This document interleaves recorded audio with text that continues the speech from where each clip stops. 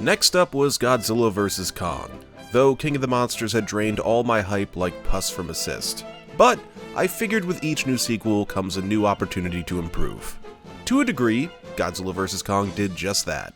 We saw Godzilla being an aggressive brute again, torching people and burning fleets. He still had his obligation to restore balance. However, we saw that his methods could still be destructive.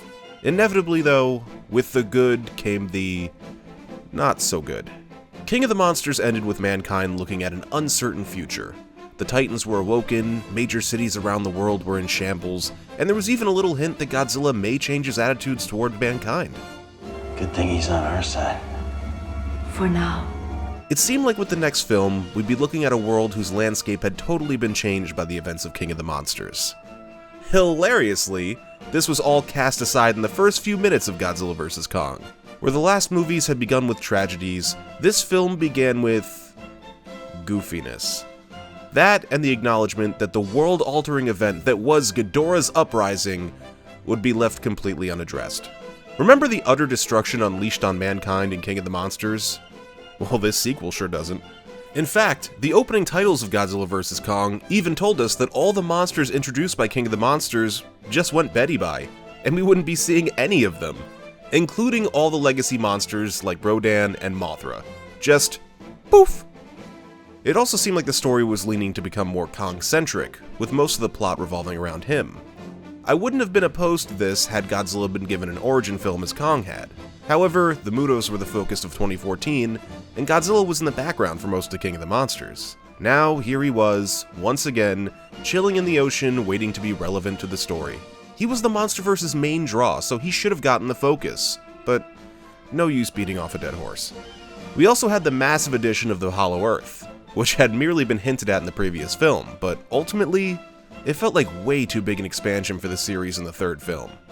It's a concept that really needed more time to marinate and become palatable. Let's be real. The revelation that the entire Earth is hollow and housing giant monsters should change everything we thought we knew as a society. That impact should be felt throughout the story.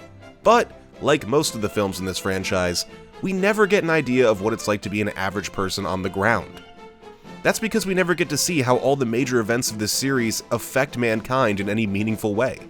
In fact, if you want to have any of these questions answered, you have to look to outside media like the novelizations and comics. This is something that frustrates me to no end. See, as I've made my reviews and put forth my questions, people have referred to these outside medias to help provide answers. However, my personal belief is that the Monsterverse should be baiting me into checking out its other media through a desire for entertainment, not clarification. If I don't enjoy or understand what's happening on screen, why would I spend more money and time trying to? Nonetheless, we got Godzilla vs. Kong, a film that started off by trying to sell us on a lie. Remember that tagline, "One will fall"? Didn't you just smell the bullshit? Like, did you honestly think Toho would allow America to kill off Godzilla? Did you really think they'd give Kong a sweet little girl with a disability as a companion before Godzilla grinds him into a pulp? Of course not. So instead they hot potato in MechaGodzilla as a sacrificial lamb to make the tagline of the movie not a lie. One did fall. He also just happened to be introduced like 5 minutes beforehand. Dude, Godzilla fans love MechaGodzilla. He's like the ultimate badass of enemy monsters. And this is how you utilize him in the series? You thought City on the Edge of Battle was disappointing. Well, how about using him as a mere plot device to form a tenuous alliance between Godzilla and Kong? This legendary character was reduced to a stepping stone to facilitate future goofiness. I know. He was still pretty cool and was a formidable opponent. But was his being introduced and offed in the third film of the franchise really that satisfying? I mean, the previous films have been building up this idea of mankind fighting back against the Titans. It makes sense that MechaGodzilla would have been the inevitable solution. Honestly, in accordance with the story, it would even be justified. After the Titans leveled every major city and Godzilla destroyed a fleet over a dick measuring contest, isn't it fair for mankind to make their own defender? Simmons' intentions were actually pretty noble in context. He just did too much mustache twirling and flubbed the execution. That's the problem. MechaGodzilla should have been something the story of the Monsterverse built to, but they didn't do the appropriate world building, either narratively or even logistically. Let me ask you, Did you get any inkling in Godzilla 2014 that MechaGodzilla was just around the corner? Of course not, because the technology mankind has in these films upgrades drastically from movie to movie to the point of it becoming distractingly absurd. Godzilla 2014 had soldiers transporting a nuke by train. Godzilla vs. Kong has a massive hologram dome for Kong on a remote island. How did that come to pass? And who the hell is funding it? I guess the money came from Apex, this entirely new faction in the universe that suddenly appears in Godzilla vs. Kong and will most likely never be heard from again, just like the Argo. Remember that big-ass ship in King of the Monsters that hasn't been seen since? The Monsterverse sure doesn't. Alright fellas, here's my hot take on Godzilla vs. Kong. The biggest tragedy at this point in the Monsterverse was realizing that there was absolutely no use in fans trying to make predictions. Think about that. The human characters are exchanged from film to film. We pay no attention to the world building, and the monsters get rearranged on the board based on the current director's whims. Fan theories are what sustain a franchise during the downtime between films. I remember spending lots of time between seasons of Game of Thrones looking through numerous YouTube videos discussing potential hints, theories, and teasers for future events. Despite popular belief, combing over the tiny details of a show or movie is entertaining to a lot of fans. So having a series where you can never trust any character to stick around or any event to ever be addressed again hurts an audience's overall engagement. Right now, I could say that in the next Monsterverse film, there will be flying pigs. And that theory would hold just as much water as any other, because there's absolutely no structure to our expectations.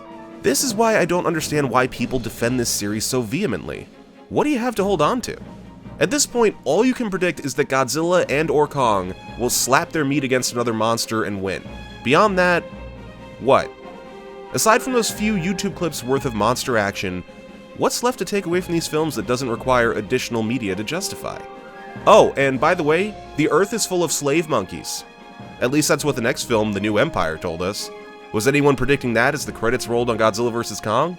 Of course not, because anything is possible in a franchise as poorly planned as this. But before we get there, we should briefly address Monarch Legacy of Monsters, which I had hoped would tee us up for the monkey apocalypse, but oh god was this show a debacle in its own right. How can I quickly sum up Legacy of the Monsters? Let's see. Hey guys, let's take this opportunity to expand the world building and add meaningful context to the ongoing story of the Monsterverse, and instead use it to tell the tale of a dysfunctional family that we'll most likely never see again, occasionally crossing paths with Godzilla. Ta-da! Look, we love Kurt Russell in this house. My girl and I watch The Thing at least once a month. I wanted this show to be good, and to be fair, they did add a little world building by showing how Godzilla's emergence impacted society, and even brought back that serious, grounded tone I so longingly missed from the series. But Legacy of the Monsters quickly fell apart as you began to realize what the story was actually about. They just threw in a few strong, independent women telling it like it is, added a dash of masculine incompetence begging for forgiveness, and then the lightest peppering of Godzilla. And you know what we got? Vegan dog shit. Impossible schlock. I can't believe it's not filler. Let's be real, people.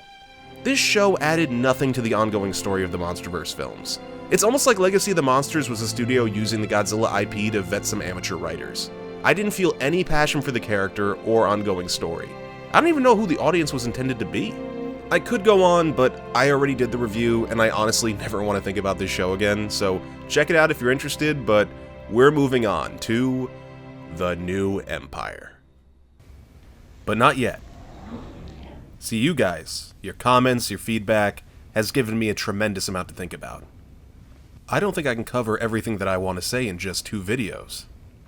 So let's do one more. I'm not fucking leaving!